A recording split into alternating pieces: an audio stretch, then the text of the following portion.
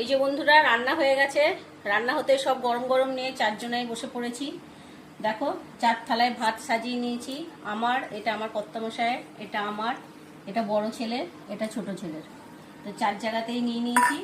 এবার বাকি জিনিসগুলো নিয়ে নিই। এই দেখো এটা হচ্ছে পাট শাক করেছি। পাট শাকটা দিয়ে দিই।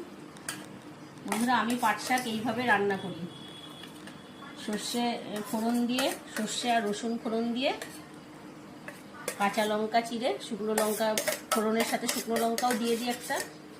এখানে আছে দেখো বেগুন ভাজা, সাথে আছে 2 টুকরো করে পনির ভাজা।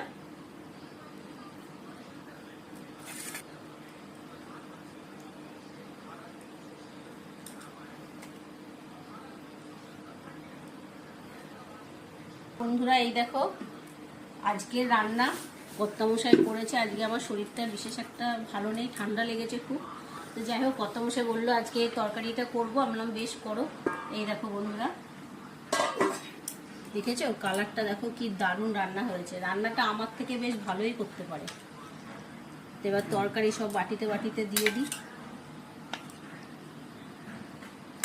তরকারিটা একটু ঝোলঝোলি করেছি বন্ধুরা। দেখো আলু, পটল আর পনির দিয়ে রসা। তো এই যে বন্ধুরা 4 থালে তরকারি সাজিয়ে নিয়েছি, ভাত তরকারি সব দেখো সমস্ত কিছু সাজিয়ে নিয়েছি। বেগুন ভাজা, পনির ভাজা, পাট শাক ভাজা আর আলু পটল দিয়ে পনিরের রসা।